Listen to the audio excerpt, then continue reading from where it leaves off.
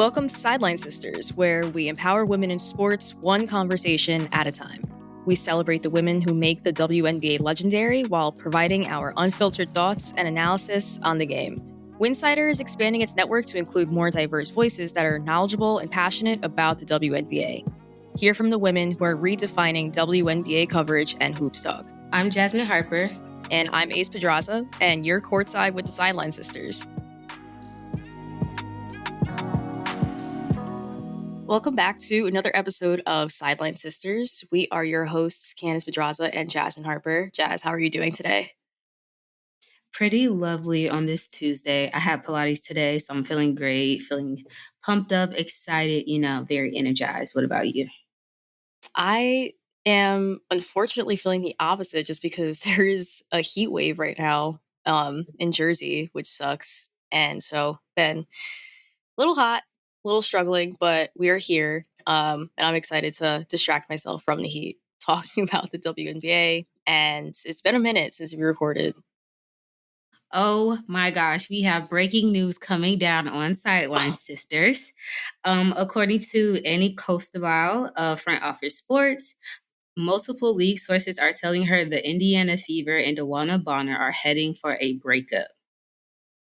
Oof. I don't know what happened. Time to pull the stats, but immediately, Ace, what are you thinking off bat? We didn't even get to start the episode in news drops. What are you thinking? All right. So we were going to talk about this anyway, so we could just dive right into it. But yeah, she has not been playing for the last couple of games. No idea why. Now I guess we know. I'm very curious to see how this goes down, whether she's going to get waived or if they will find a trade suitor. I think there are plenty of teams that would be interested in trying to get her. She can absolutely still hoop. She can absolutely still be serviceable to a team's bench. I don't know if that's part of why specifically. Maybe she wanted off the Fever. Her role was pretty diminished there, and she wasn't really utilized much by head coach Stephanie White, which I thought was interesting just because of their history while with the Sun. I saw that one coming, I guess, as did I think everybody that has been paying attention to the Fever, and just the fact that they have started off really, really weird this year, where they clearly have the talent to get more wins than they do. And obviously, Caitlin Clark was hurt for a pretty good chunk of games to start the year, but they are far more talented than their record would suggest. And so now losing DeWanna Bonner, I'm very curious to see what happens because they will now be eligible to sign another emergency hardship contract if they don't get anything back in a hypothetical trade for Bonner. There's going to be a lot more that comes out from this. Because that's just it was weird. It was weird from the jump. What are your thoughts? That's crazy. I'm in every group chat right now. Bleacher Report, Winsidr, everybody. Hey, this is going on. Wow. I really don't know what to say. First off, only because we didn't really get a good sample size of DeWanna in Indiana. And I, of course, didn't pull the stats because I was on my phone trying to read it all. But yeah, very interested to understand what exactly it was. Like, was it something in the locker room? Or was it something pertaining to the system? Was Indiana just not what you expected? Maybe something personal happened. You don't like the distance with, AT and Phoenix and you're all the way in Indiana. I don't know what it is. I don't want to add too much speculation on it, but very interesting to go the contract divorce route instead of possibly trading her. But, let's pull up the numbers right now, heading over to her hoop stats just to get an idea of what her contract is like, because the divorce would make sense if it's too expensive and a team can't pick that up. I also am just opening up the Front Office Sports story by Annie Costabile, and it says, according to multiple league sources, the two-time WNBA champion has no interest in returning to play for the Fever. Those same sources indicated Bonner's preferred landing spots are with the Phoenix Mercury or the Atlanta Dream. So It seems like she's looking for a trade. And in terms of her contract, DeWanna is unprotected at $200K. So I don't even know divorce contract with, maybe they want to respect her in terms of like giving her, I guess, some of that contract. You know, it is $200K, but you know, if it was that deep, they could have just severed ties and it would have been fine. Yeah, Wow. absolutely. And to your point, Costabile is also reporting, obviously, a trade is unlikely just because her contract is so massive. And so, in order to make it work for the Mercury, who have 88K in cap space, and the Dream, who have 23K, they'd have to trade multiple players to get that deal done, to clear enough space to get her. So that just doesn't seem likely. So more likely, according to Costabile, they will probably waive her. And at that point, obviously, teams could claim her. If not, she would become a free agent. And then if they were, or they being the Mercury, for example, if they were to wait 48 hours for her to become a free agent, then the veteran minimum that they could sign her to, hypothetically, is about 78K. And that is well within their means, given their cap space. So let's head over to Phoenix's cap space really quickly while we have it all up. Oof. And then Atlanta after. Wow. It looks like Phoenix has about 88K in cap space, but I'm pretty sure they would cut somebody and just to like, you know, have that cushion. Only because she's hurt right now, maybe Megan McConnell. You know, she hurt, I believe she hurt her knee. Yeah. Had a knee injury and hasn't played since her first game she actually got hurt in. So, I mean, this is tough. Wow. I don't mean to be speechless, but like, wow. It's just, it is very speechless because I feel like she was one of the players I was really excited to see on the Fever, just being like that championship vet that could come in and like kind of be the voice in the locker room that helps a team go from, okay, we're just contenders, to we could actually make a push, a serious push to a championship game. And if she's looking to get out so soon in the season, has already told them, according to this report, that she just will not be playing in any more games for them, something went awry, clearly, in that process of her coming over to the team. And yeah, I feel like Phoenix makes a lot of sense for her. And Atlanta does too, but again, Atlanta has very little to work with. So even if she was a free agent, it's not looking likely that they'd be able to even get her. So I feel like Phoenix is probably where she's going to end up.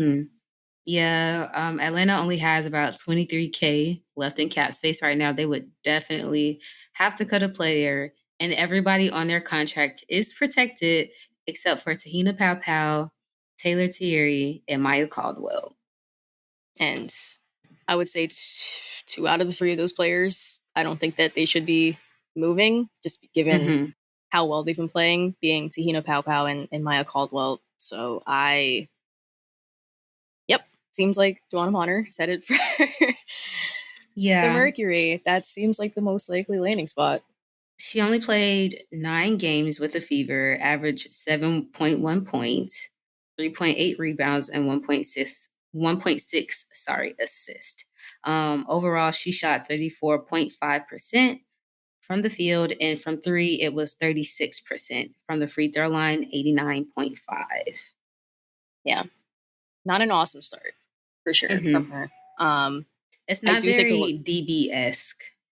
Yeah, it seemed like I've been watching a lot of Fever games for my day job, and I noticed that I feel like compared to her time, obviously, with Connecticut, and then prior to that with Phoenix, it felt like with the Fever and the games that she was featured in, she was kind of coming in very brief stints, was clearly not in rhythm ever, coming off of the bench, and was always just trying to get hot and always just trying to get going, and it just was not working out. And to me, that felt very off from how she usually operates, just because she's typically someone you can rely on for very decent scoring and shooting. And Indiana never got that version of her. And I don't think it's fully her fault. So It kind of reminds me when we talked about, oh my gosh, I just lost it. We were talking about Beck Allen in Chicago and how she wasn't being utilized in the correct way. But I think with all of the injuries, especially to Sloot, they kind of had to use Beck Allen, and she's finding her own flow within the system. I'm not going to say DeWanna didn't have that chance, but there was some conflict going on, and it just really, I don't know. Obviously, it didn't pan out how they thought it would, especially when you don't know if you want to bring DB off the bench or not. You also have Sophie Cunningham, Natasha Howard, Lexi Hole. Feel like I'm forgetting one more person between that 3 and 4 position. Mm-hmm. And like that's kind of fighting for minutes, especially when Caitlin kind of has the synergy with Lexi already. I guess they like Sophie also as a starter, so that kind of I guess leaves DB in the wind a little bit. Ooh, Natasha Howard. Just so many pieces within the same positions that you want to try to play all at the same time, but you can't. So I can definitely see that being a contributing factor for sure. I agree. Should be very interesting to see what else goes down here. And if this report is coming out now, after a couple of games of Bonner already having not played for the Fever, that tells me that I feel like something is coming down the line very soon. Because she is either trying to push for something to be done, or the team is already in the process of either shopping her or in the process of making the decision to waive her. So, yeah, the Fever are one of a few teams that are kind of disappointing to start this year, unfortunately. And I'm sure that we'll keep reporting on whatever other updates that we receive on that, because this is a pretty big story to be coming out so early in the season as well. The breaking news is really breaking today. I really thought we had something going with our show notes. Yeah, we're gonna scrap that just a little bit and shorten it, because the DB news is very big. Because she's almost like near retirement area. Like she's near retirement age. And I understand that, she probably wanted to make a really good and strong return to Indiana. Maybe it's like a nice little send off or something like this. So it is a little disappointing to see the contract divorces, because that's not something everybody usually likes, especially under these conditions. The sort of conversations and climate around the Fever right now and everything that they have going on, it's like it sucks. And I think it's like too much attention, again, away from basketball. I feel like I've been talking about it for a month now. Yeah, it just sucks all around. I would love to get your thoughts, just being an Aces fan, on the idea of potentially trying to get DeWanna Bonner for their bench, just because if I remember correctly off the top of my head, I feel like the Aces have pretty decent cap space at the moment. I will pull it up. I feel like that's a team that could definitely use, obviously, some front court help always. Yeah. and it's really close to Arizona, maybe like a state or two over. Mm-hmm. Extremely close. So if the reason why she's trying to get back to Phoenix is to be closer to Alyssa Thomas, that would be, I feel like, a good alternative location. Oh, we have no cap room whatsoever. We are minus 77K. Awesome. Cool. Never mind. Okay. We would definitely have to cut at least 2 to 3 people to get DB. And she already said she wants to go to Phoenix and Atlanta. Gosh. Yeah. Alrighty. Well, yeah. It sounds like she'll have her way. And that's perfectly reasonable. Like you said, she's close to retirement age. I feel like they should be able to respect her wishes. If they can't get a trade deal done with either of these teams, then they should just allow her to walk and sign with whoever she wants. So, yeah, man, I do not see the Fever's issues getting any better as it stands right now, unless Caitlin Clark is able to both obviously get out of this recent shooting slump, and also if the entire team is just able to get their chemistry going. And I put in our show notes that they reminded me very heavily, or they are reminding me of the 2023 New York Liberty that Kelsey Plum very famously called out for not really being a team. And I feel like these are things that players, even on the outside, can notice. And I feel like the Fever kind of gives that vibe of they're not a cohesive unit yet. But we're getting to a point where things should be figured out and they're not. And their most consistent player, Aaliyah Boston, cannot be, unfortunately, the focal point of both their offense and defense when you have Caitlin Clark on the floor. And you also have multiple signings and multiple players that are already a part of your core that can be utilized a lot better than they actually are. And yeah, very surprising from a team led by Stephanie White, who I that's also the part that I'm not resonating with. Steph White, you've had one of the best seasons or returns to the WNBA with the Connecticut Sun as a coach. And I really believe that DeWanna went to the Fever because of Steph White and how she was able to rally and bring Connecticut together during her time there. So it's so disheartening to see, like, I don't really know what's going on, because even Steph White had to take time away from the team multiple times, actually. And Brian Kelly, I think that's his name, or is it Austin Kelly? I think The it might assistant be coach. Austin Kelly. I think so. Sorry if I got your name wrong, coach. But he stepped in for, I think, about like 2 games as well, while Steph White, stepped away from the team. And it's understandable when things going on, of course, do what you have to do first. But, things are starting to make a little bit more sense now with the announcement of the contract divorce, buyout, however you want to phrase it. Yeah, all eyes are going to be a little bit more on Indiana now than they already have been, which has already been a lot over the past few games. So, yeah. Absolutely. And they have a brutal, brutal matchup tonight, because if they had any chance or hope of starting out, this Oh my potentially gosh. post Bonner era with a win, I feel not great about those chances. We are recording on Tuesday, like we mentioned at the start of the episode. They play the Seattle Storm, who look like currently, if not the best team in the league, that might still be Minnesota. They are definitely the second best team. You know what, in the Ace? league. Let's go ahead and get into the WNBA standings and power rankings and everything that came out, because I think this is, especially when we're considering what's going on with the Fever, you're right. Like a team like this going up against the Storm tonight, and Skylar is in like tunnel vision mode. It's not going to be pretty. Even Gabby Williams is like on another level right now. Like, it's crazy.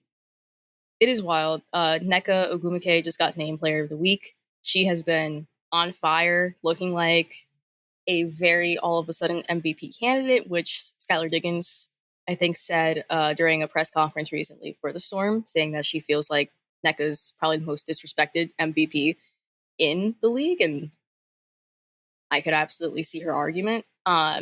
Seattle is just clicking. This is the Seattle team that you convinced me would be the champions at the beginning of the year when we were doing our way too early predictions, because both ends of the floor, they are absolutely clicking. Gabby Williams has been their X factor, as we felt like she could be, finally starting to fall into her role very nicely. Their bench is one of the best in the league right now, especially with Erica Wheeler really starting to click, former Fever player who gets to possibly exact some revenge this evening. Oh my gosh, yes. Oh, and she's starting now. Yeah, it's going to be ugly tonight. Wow. Yeah. I think everybody's going to stay up for that game, even though it's at like 10 p.m. Eastern time. Like, it doesn't even matter. That's the game you stay up for.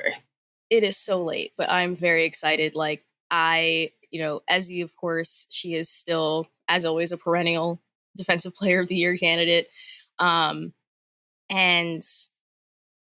they are just, they're so well-rounded, so defensively minded. And now that the scoring has started to come along with it between Gabby Williams and Nneka and Skylar, it is just feeling like they are hitting a scary stride. Like, it's going to make people forget that New York and Minnesota started out the year undefeated type of stride. Absolutely. Yeah, they've been super impressive. What have you thought about them? Yeah, so I'm just going down like a couple stats right now. Right now they are tied with the Aces for the most points averaged in a game. In terms of field goal percentage, they are fifth.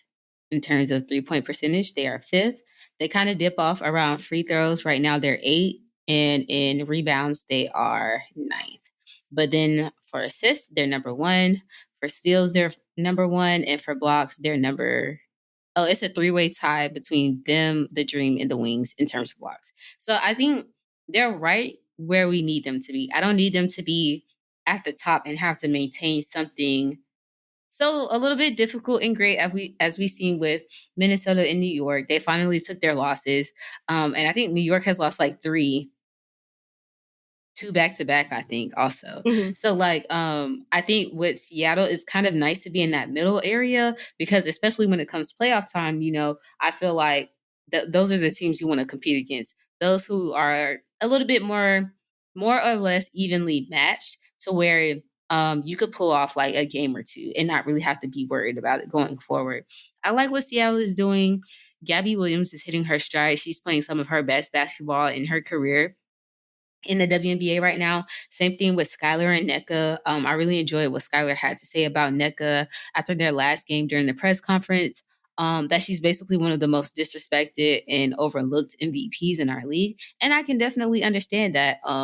I'm not going to say who I had the debate about, but it was between two players on the Seattle Storm at a certain time, and we were discussing which player was more valuable. This was before Jewel Lloyd had left and everything, so we were just really just talking about whose team is it really?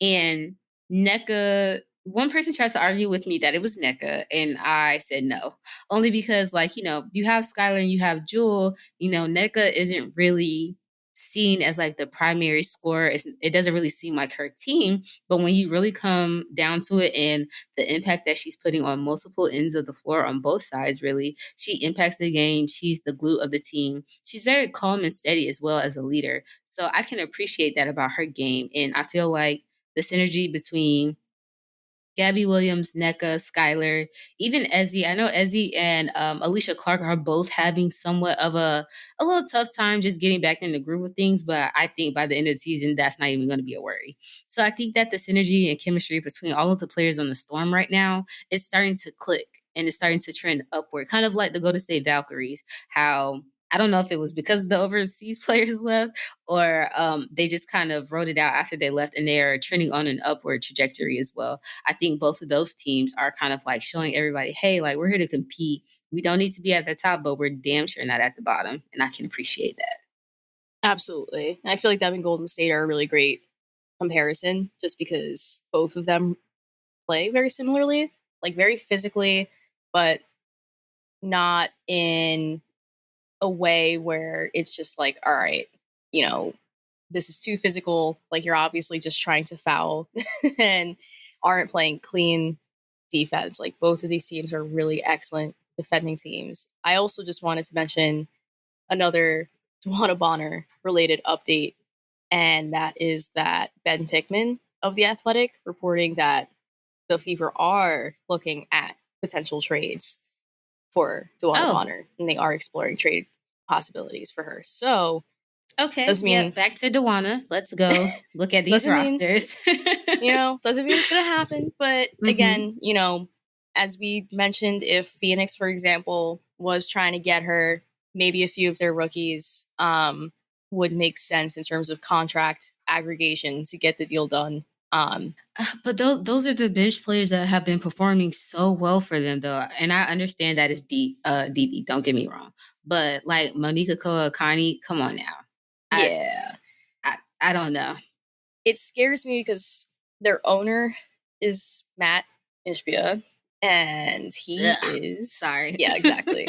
No, true. And Hmm. he is just known for making these types of moves that just involve let me, dump a lot of these like really great role players so that I can get the possibility of bringing on, a star and hopefully Hmm. make a push with this one person, but I will blow up my depth in the process because that is exactly what happened with the Suns. And I won't get too much into it because no one wants to hear about men's basketball right now.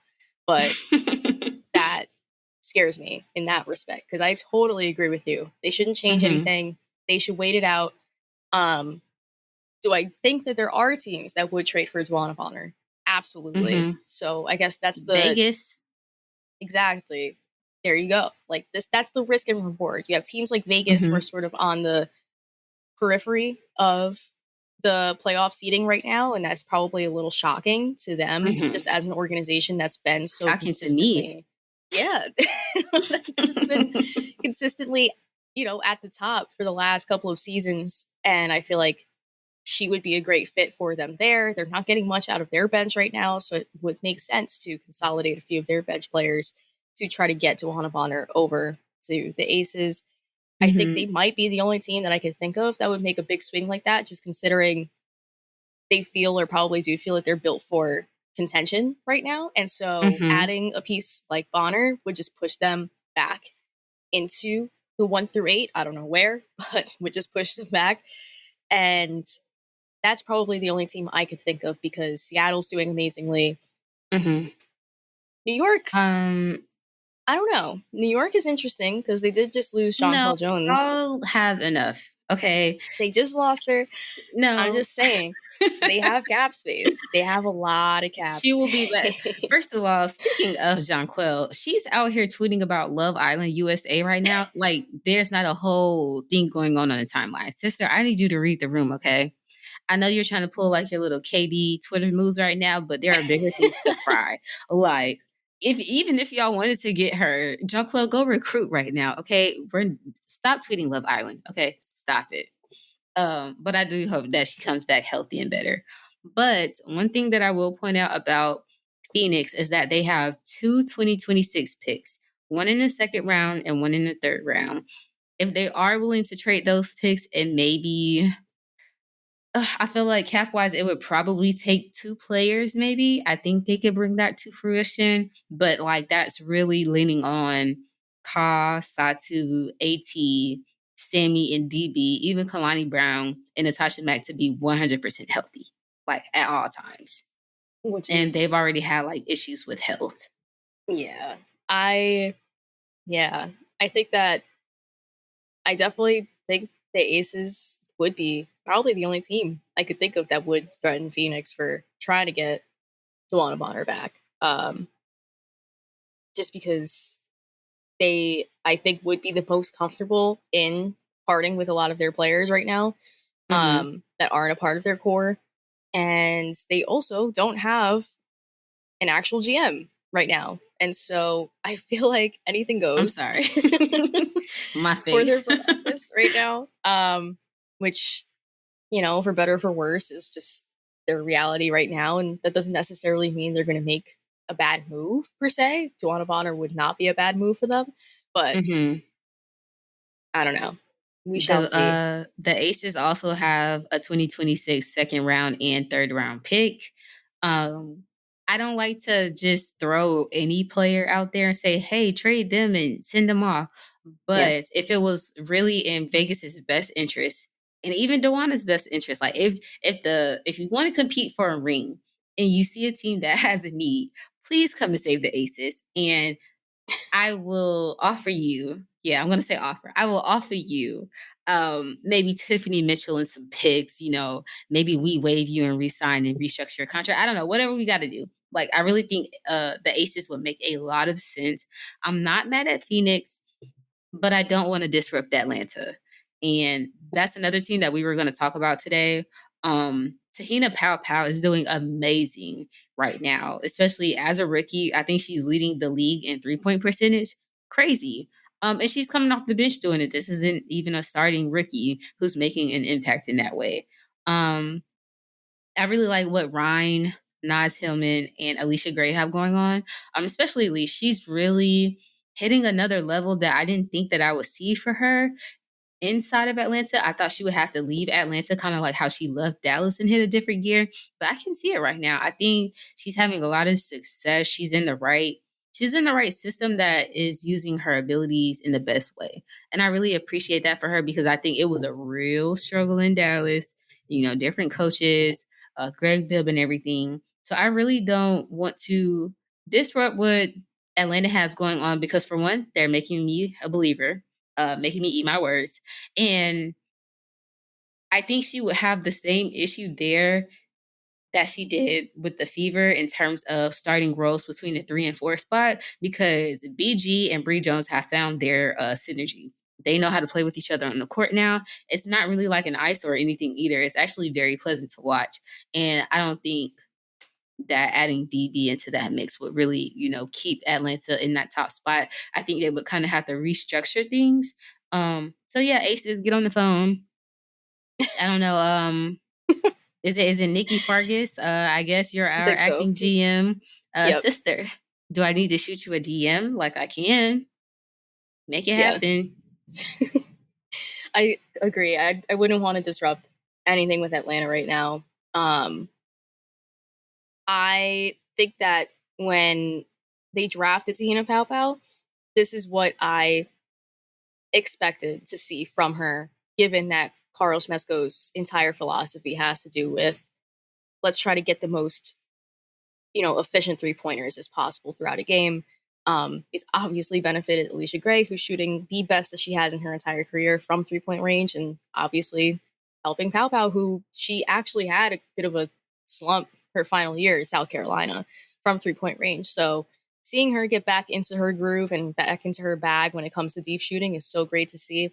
And I know we were going to talk a little bit more about like rookies in general, but like specifically to the point of Tahina Pau, I know we wrote down like maybe a possibility that she could be a starter in the future for Atlanta, which would shuffle Jordan Canada to the bench. And honestly, I would personally enjoy that. I feel like it makes sense, just to add a 3-point shooter like Pau to the starting lineup alongside Alicia Gray, and that way you have such a stretched floor for both Brittany Griner and Bree Jones to operate in, as well as Ryan Howard, who I feel like has been also a bit underrated the last couple of games.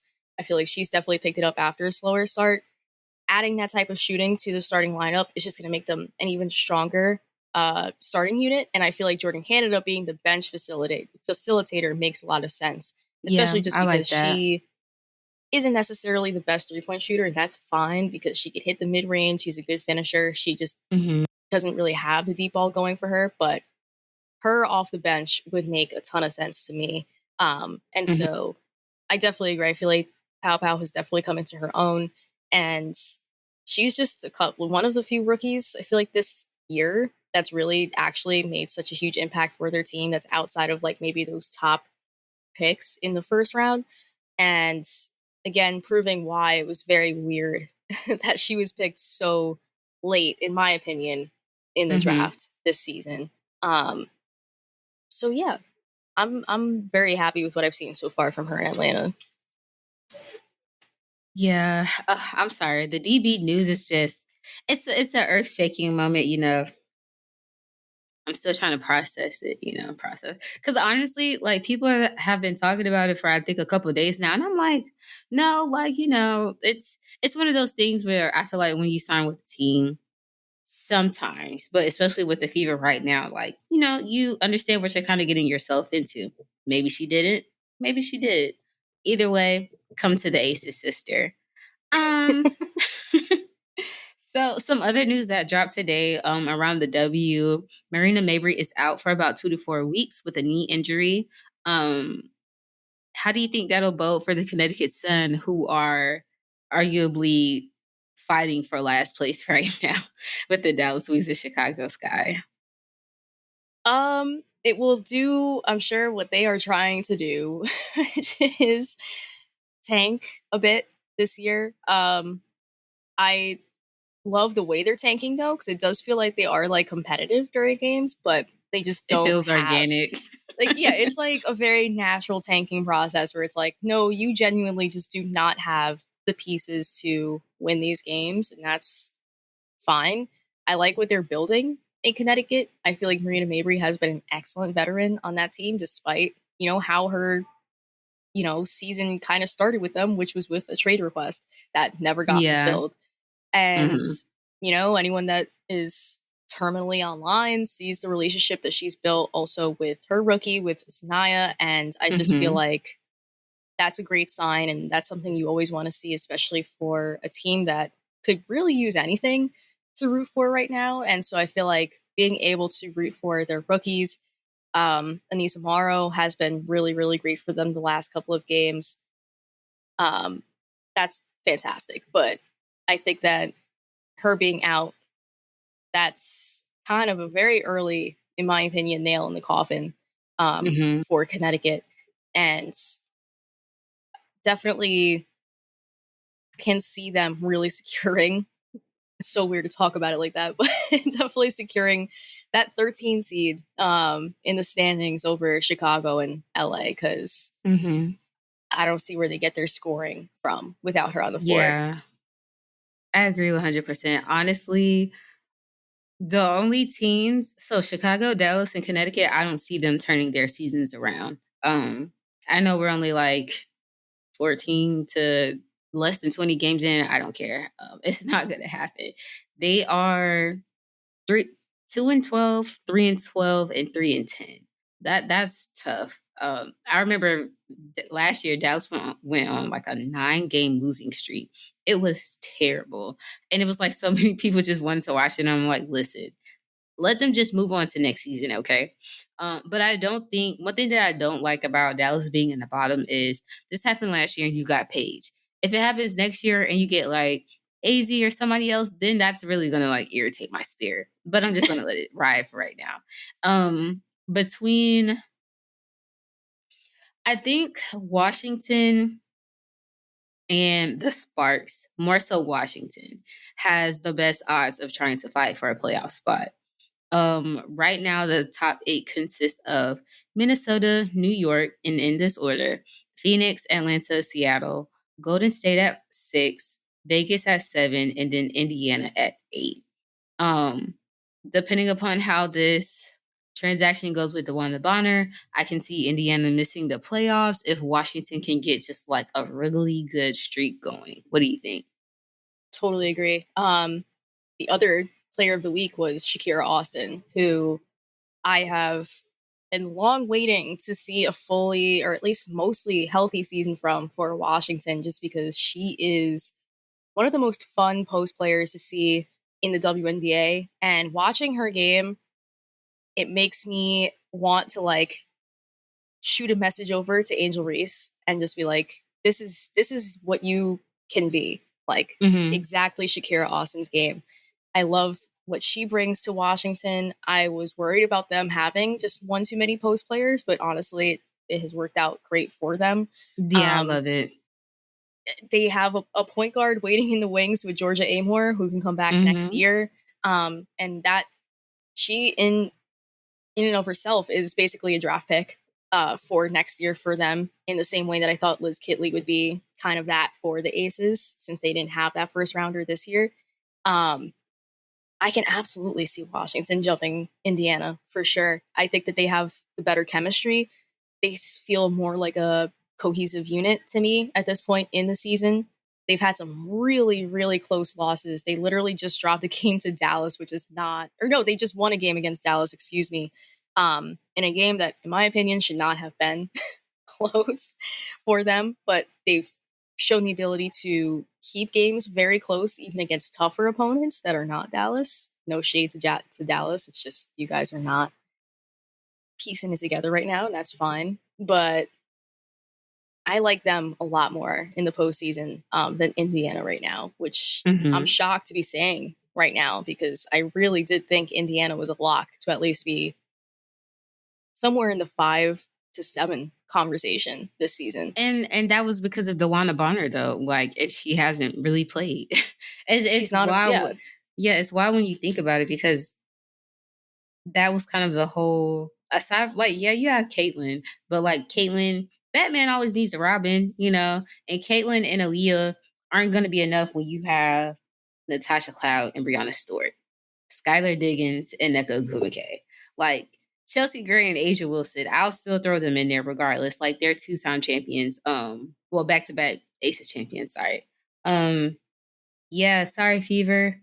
I think your spot might be up for grabs, and it's okay because you have time to right the ship. Washington also has time to catch up to y'all. So I think after we figure this thing out with DeWanna, it's time to be laser focused, or you're literally gonna miss the playoffs. Yep. Literally as simple as that. And especially when you have teams like Golden State playing the way that they are, considering that that's a team that was projected to be dead last in the league at the beginning of this year. They are very clearly a good team. They're 7-6. Indiana's not even 500 or over 500. I am not feeling super confident in that. And again, when you have teams like Phoenix that are heating up, Seattle, Atlanta's been super consistent, and then you have the juggernauts, quote unquote, in Minnesota, New York. Not a lot of wiggle room for them right now. Really, and I'm none also at all. Now suddenly not looking forward as much to the Commissioner's Cup as I was before. Oh my goodness, that game still has to happen, and that is going to be Minnesota versus Indiana. And Fee also isn't at 100% right now. She's still having back problems. Yep, absolutely. And I wonder if this trade or wave goes down before that game takes place. When is the game, like right before All-Star? I believe so. The Commissioner Cup final is on July 1st in Minnesota. And Saturday? I guess that's a Saturday. No. I think we had this conversation before because I said it's earlier than I expected, but not Saturday, next Tuesday, actually. That is, yeah. My days are blurring together, so excuse me. Courtney Vandersloot also underwent surgery today, I believe, for her ACL tear. You know, we already see how that's kind of panning out with Chicago. They're having to play Beck, Ellen Moore, Kia Neri-Smore, Michaela Onyenwere. And it's not really looking good for them. How do you feel about Chicago right now? I don't really have a dog in the fight with Chicago, so I'll just keep my comments very brief. But I know, you know, you kind of like rock for them a little bit. Yeah, I just hate what they've become as a result of their ownership and the fact that I am just not totally sold on the Tyler Marsh experiment. I don't know if I would feel differently if they had a better roster for him to utilize, but I just don't love how things have shaped up in Chicago. I feel like more of that blame definitely lies with the front office and with GM. Especially after his comments about basically like, we need Angel to do more in order to become a better team. And I'm like, she's kind of your best player right now. So I don't know how much more she can do. She can't, you know, be your team's starting point guard as well as your team starting forward. And, you know, also one of the better rebounders in the league and etc. So I am just confused about their vision. I cannot believe that this is a team that a year ago was kind of in a similar spot to Washington, I would say, which is to say fighting for a playoff spot and looking pretty decent in their chances for actually landing in the postseason. With the only thing that really hampered that was their shooting was just terrible, and Angel Reese got hurt during the last week of the season. Yeah. Now their shooting is terrible, and there's literally no answer for it at all. And like, I don't see it coming anytime soon unless they trade for DeWanna Bonner. No. My girl deserves her own locker, a nice ice bath. Like, no, please. That would be horrendous. And I would have beef with the Fever for the rest of my life if they did that, because that would be absolutely ridiculous. She deserves to go to a contender. I didn't even consider that the Fever may not honor her request. This is a possibility, just because I could see them being a little bit maybe bitter or upset about the fact that she's leaving the team for no other reason other than I don't want to play for this organization anymore. Mm-hmm. Which is not to keep going back, but it is kind of big news starting off the Mm-hmm. episode. But I had seen that Stephanie White had just told reporters, like, I think Monday or even over the weekend, that she just wants what's best for DeWanna Bonner and she's supporting her and she's just out and it is what it is. And that to me read very positively. And like it was just something that she was obviously dealing with in her personal life and that she would just return to the team on her own terms. Now all of a sudden this reads far less like that, given the nature of the request. So Yeah. I don't know. I have no idea. But yeah, I had not considered the possibility either that they would just straight up not trade her to where she wants to go. But Yeah. I don't see that Luckily, happening. Dallas can't take her. They just traded for Lee. They don't have anything else to take right now. Thank goodness. Yeah, we are grateful. Thank you. But in terms of Chicago, I will say, like, we're just going to sit them in rice and hope for the best next season. Yeah. Congratulations, you all. And before we hit our last topic about CBA negotiations, Sportico has come out and has evaluated teams for how much, they're worth and things like that. And the Golden State Valkyries are at number 1, worth $500 million. And they haven't even completed a year worth of basketball yet. So I think that's pretty impressive, especially when you think about how some of these W-backed NBA teams or whatever, like the brother-sister teams, they don't usually lean into it a lot. I think the Atlanta Dream and the Hawks had to sever their tie, from my understanding. I think they play in State Farm every now and then, but that's only for Caitlin games. The New York Liberty and the Nets are now tied together, but before, when the Knicks owner had it, wasn't pretty. So I do like that the Warriors ownership and investment team are really investing into the women, and it's showing. Even when the Valkyries played the Fever, the whole arena was mostly filled with Valkyrie fans, and they were cheering for them for majority of the game. So it's really nice to see them kind of like lead at that valuation, and then New York, Indiana, the Aces, Seattle, and Phoenix follow as the top 6. Yeah, and I think that in that article, it's mentioned that a big part of why Golden State has been valued so highly is just because they had such buy-in from not only the Warriors, but just from other investors as well. They consistently sell out their home games, which is incredible to see, especially for a team that's just starting out. And I have to imagine that has a lot to do with why the team is also doing so well, because it has to feel good to be an upstart team in Golden State, such a basketball rich city, and get so much support just from the jump after being projected to be like the worst team in the league. And now they are rewarding their fans with having one of the best home court environments that I feel like I've seen in the league so far this year, maybe only rivaled by, Minnesota or New York or just some of these other, Phoenix with their X factor, things of that nature. So I have been super impressed by the Valkyries, and also it's very obvious they have a passionate fan base, and so that valuation did not surprise me in the slightest, just because they are very clearly one of the most exciting franchises in the WNBA right now. And then I know the Fever saw like some crazy growth, something to the tune of like $335 million in revenue. And last year it was 90 million. So like an over 200% increase in revenue after drafting. I think they said Caitlin 300%. Oh my God. I can't even conceptualize that high of a percentage increase. So yeah, I mean, the investments are there.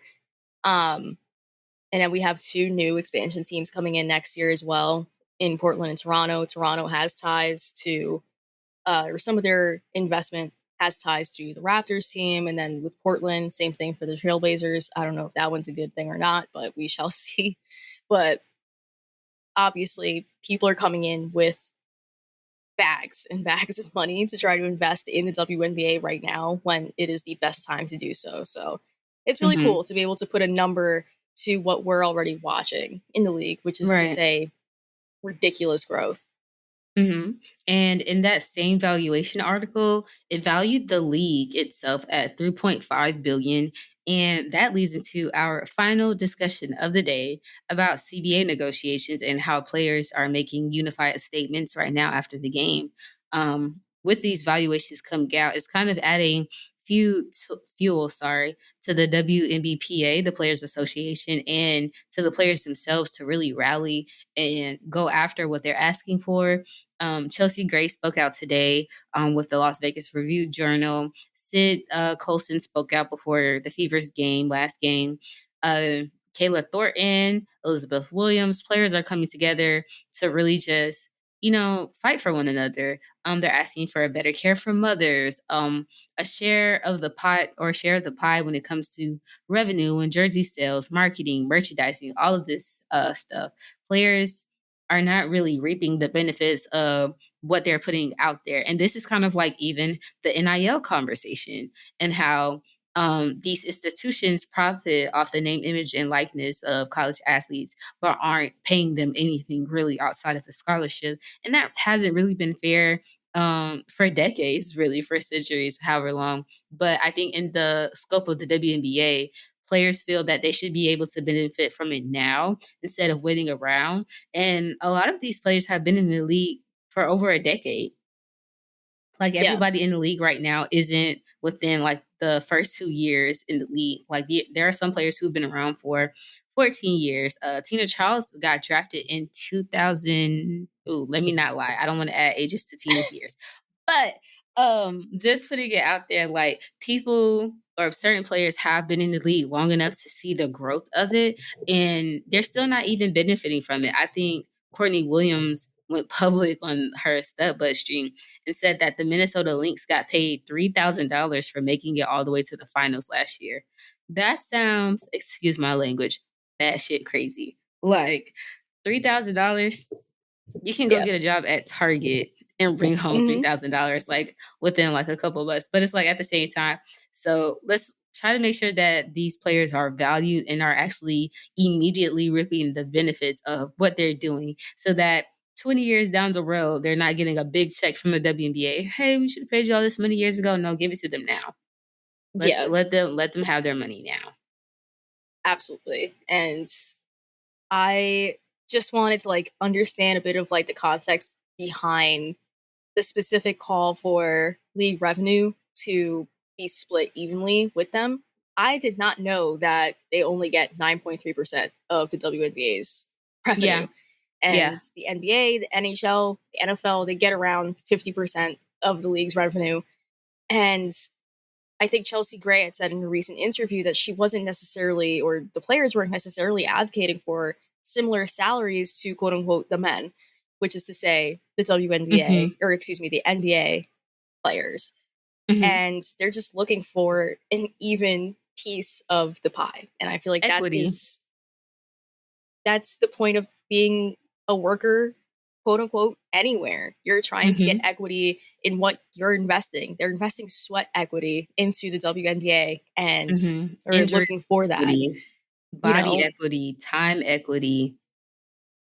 And that's absolutely a valid thing to be asking for. And yeah, it's pretty stark to consider that the Sport Go article came out also just a few days after the players started to make these statements, because it just puts, again, a number to the fact that they absolutely need to be seeing the benefits of that, because right now a max contract in the WNBA is somewhere around $200,000. Selling that to a fan of perhaps just the men's league and just the NBA, that, what if a max player like, for example, Giannis Antetokounmpo was only making $200,000 a year? That would sound, borrowing your phrase, batshit crazy, because that's just not right. It's not right. It's not fair. And so I'm very interested to see how these statements begin to ramp up as we get towards the end of the year, because that CBA is up for renewal. I already saw that there were some concerns over the fact that players were apparently also locked out of meetings with Ion or in relation to Ion and their broadcasting deal with that channel and with the company that owns that channel. And so already a little bit contentious, shaky ground. Mm-hmm. But I trust in Neko Gumake. But I do. I really do. You know, with all the flack that she gets and everything, I really do trust NECA to lead the women into like the future. She's already doing it now. Like, and I think that all of the players just should be unified on this. I know they were a little confused, frustrated, and nervous like during COVID. So, you know, there's a documentary about it, you know, make sure you all go watch it. But some people were saying, if I don't play, I don't eat. If I don't play, I can't pay my bills, you know? And so we're getting to that point now where it's like, it's actually crazy when a WNBA player says something like that. And it's like, no matter what context you put it in, you should be able to sustain your living without your job taking such a toll on you that, you know, it's more frustrating to try to get something done than it is to not do it at all. So I really think that the players should just, you know, band together and just really drive this CBA thing home. If a lockout is necessary, I don't care. 2026 is supposed to be the biggest year of all years for the WNBA. Lock it out. That'll really prove to them, like, we're not playing games and we want what we're owed. Absolutely. And I think real fans of the league will understand it and they'll be there supporting it. So I really can't wait to see them be able to ratify that new CBA, get everything they're asking for and owed, given how much they've put into the league, and figure out a way to set up a good base for future generations of players. But that all said, that is it for us in today's episode of Sideline Sisters. Please do not forget to subscribe. I know. What an episode. Like the podcast, subscribe, review the podcast, just so that we know if we should be doing anything better. If you have any questions or comments about the podcast, any topics that you want us to hit, don't feel afraid to shoot us a message on social media. We are everywhere except for X. And you can find us on Blue Sky, on Instagram. And please be sure to also listen to all the other Winsidr podcasts that we have to offer. All right, everybody. See you later.